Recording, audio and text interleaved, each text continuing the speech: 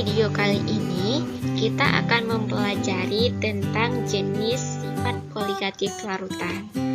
Nah, di video sebelumnya, kita sudah mempelajari tentang penurunan tekanan uap atau disebut juga dengan delta P. Kemudian juga kita sudah mempelajari tentang kenaikan titik didih atau delta TB. Nah, pada video kali ini, kita akan mempelajari tentang penurunan titik beku atau disebut juga dengan delta TF. Nah, di kehidupan kita sehari-hari, kita sering melihat mengapa garam misalnya ditambahkan ke dalam wadah es puter. Pasti kita timbul pertanyaan, mengapa bisa begitu ya? Nah, untuk memecahkan permasalahan ini ataupun untuk mengetahui permasalahan ini berhubungan dengan penurunan titik beku larutan atau delta TF. Nah, di video kali ini kita akan membahas masalah tersebut.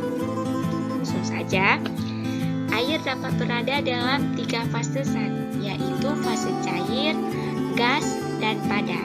Nah, apakah perbedaan yang terdapat pada ketiga fase tersebut?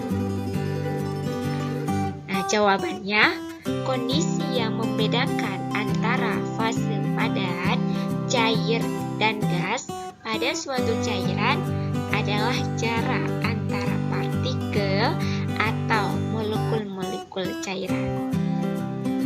Nah, pada fase gas, molekul-molekul zat berada pada jarak yang sangat renggang, dan pada keadaan cair, molekul-molekul zat berada pada jarak yang relatif lebih rapat dibandingkan dengan keadaan gas atau keadaan uap.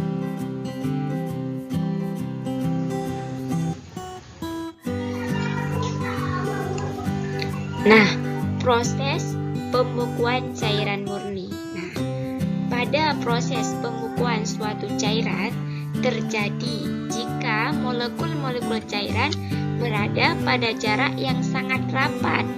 Kondisi inilah dapat dicapai jika energi kinetik molekul diperkecil dengan cara menurunkan suhu. Nah, pada jarak yang cukup dekat antara molekul-molekul cairan akan terbentuk ikatan antar molekul dan cairan akan memadat. Nah, seperti gambar ilustrasi di bawah ini, yaitu kecilnya nilai energi kinetik menyebabkan gaya ikat antar molekul semakin besar.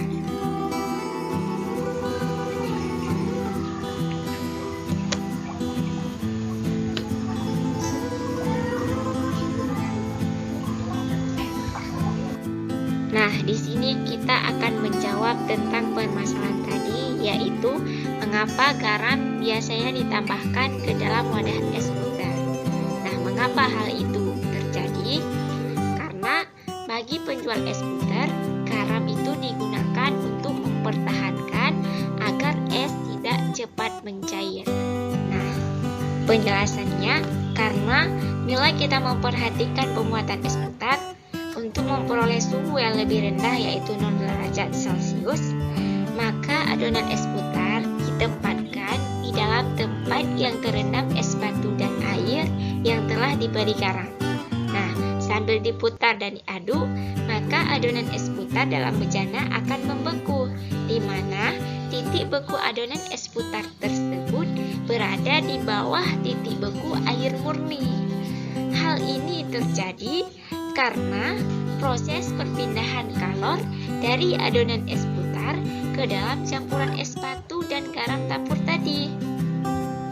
Nah, jika air murni dalam suatu wadah direndam dalam es batu dan telah diberi garam, air murni tersebut akan membeku pada suhu atau normalnya membeku pada suhu 0 derajat Celcius yang diukur pada tekanan 1 atm.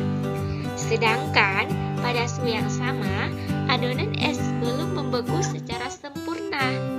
Adanya bahan-bahan atau zat telarut yang ada di dalam adonan es puter delta tersebut dapat menghalangi gerak molekul untuk membeku secara normal, sehingga titik beku larutan akan turun.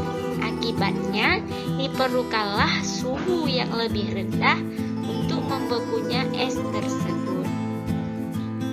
Nah, dari penjelasan tersebut dapat kita ambil kesimpulan bahwa adanya partikel zat larut dalam suatu pelarut dapat menyebabkan terhambatnya proses pembekuan suatu cairan, sehingga agar proses pembekuan dapat terjadi pada kondisi ini dibutuhkanlah suhu yang lebih rendah lagi dari suhu pembekuan atau titik beku pelarut murninya, atau terjadi penurunan titik beku.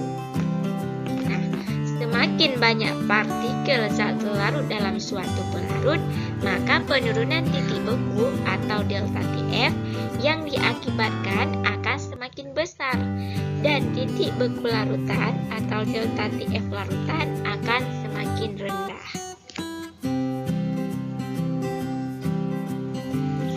Nah, untuk menentukan titik beku larutan, maka kita harus menghitung dulu penurunan titik beku larutan atau delta TF. Nah, untuk menentukan titik beku larutan elektrolit, maka rumusnya delta TF atau kenaikan titik beku sama dengan M atau molaritas dikali titik beku dikali faktor Van Hoff. Jika diturunkan akan menjadi delta TF atau kenaikan titik beku sama dengan KF atau ketetapan kenaikan titik beku dikali massa zat larut dibagi massa molekul relatif dikali 1000 dibagi massa pelarut dikali faktor Van Hoff. Nah, untuk larutan elektrolit kuat, jumlah faktor Van Hoff atau jumlah I sama dengan jumlah mol. Kenaikan titik beku kapalode salah. Nah, untuk menentukan titik beku larutan selanjutnya, yaitu kita harus menghitung dulu titik beku larutan atau TF dengan rumus delta TF sama dengan TF0 dikurang TF, yang mana delta TF sama dengan penurunan titik beku dan TF0 merupakan titik beku larutan murni yaitu air, sedangkan TF sama dengan titik beku larutan. Nah, untuk lebih memahami materi tentang penurunan titik beku larutan, maka kita akan masuk ke dalam contoh soal.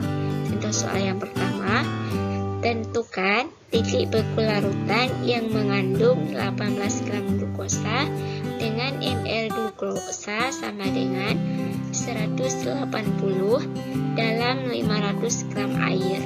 Diketahui KF, ketetapan penurunan titik beku air sama dengan 1,86 derajat Celcius.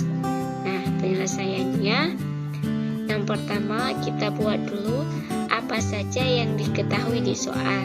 Yang pertama, yang diketahui adalah massa glukosa yaitu 18 gram, kemudian massa pelarut atau massa air 500 gram, kemudian KF ketetapan penurunan titik beku air sama dengan 1,86 derajat Celcius, dan ml glukosa sama dengan 180.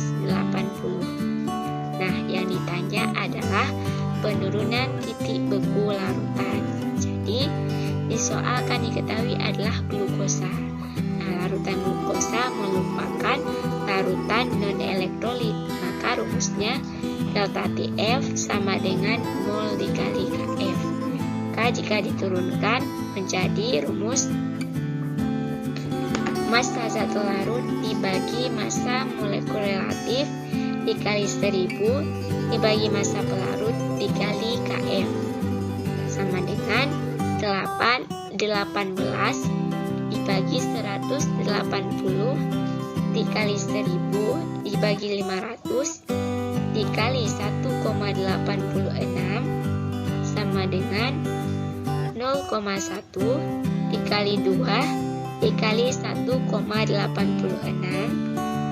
maka hasilnya adalah 0,372 derajat Celcius. Maka untuk menghitung titik beku, kita memakai rumus TF sama dengan TF0 dikurang delta TF. Nah, kita sudah mengetahui bahwa TF0 titik beku air adalah 0, derajat Celcius dikurang delta TF seperti yang sudah kita cari tadi, yaitu 0,372 derajat Celcius. Maka hasilnya adalah min 0,372 derajat Celcius. Nah, contoh soal yang kedua, hitunglah titik beku larutan yang dibuat dengan mencampurkan 6,2 gram etilen glikol dengan Mr sama dengan 62 gram per mol dalam 200 gram air. Diketahui KF air sama dengan 1,86 derajat Celcius per mol dan titik beku air sama dengan 0 derajat Celcius. Nah, penyelesaiannya, pertama kita harus membuat dulu apa saja yang diketahui di soal. Nah, yang diketahui di soal yang pertama massa etilen glikol yaitu 6,2 gram, kemudian massa air 200 gram, KF air 1,86 derajat Celcius, dan Mr etilen glikol sama dengan 62 gram per mol. Jadi yang ditanya adalah penurunan titik beku larutan. Di rumusnya adalah delta TF sama dengan KF gram per Mr dikali 1000 per P sama dengan 1,86 dikali 6,2 dibagi 62 dikali 1000 dibagi 200 sama dengan 1,86 dikali 1 mol. Hasilnya adalah 1,86 derajat Celcius. Maka untuk menghitung titik beku larutan, TF sama dengan TF0 dikurang delta TF. Nah, di atas kan sudah diketahui bahwa TF0 sama dengan 0 derajat Celcius, maka 0 derajat Celcius dikurang 1,86 derajat Celcius, yang mana 1,86 derajat Celcius ini merupakan delta TF yang sudah kita cari tadi. Hasilnya adalah min 1,86 derajat Celcius. Nah, demikianlah pemaparan materi tentang penurunan titik beku larutan. Sampai jumpa di video berikutnya, yaitu tentang tekanan osmotik.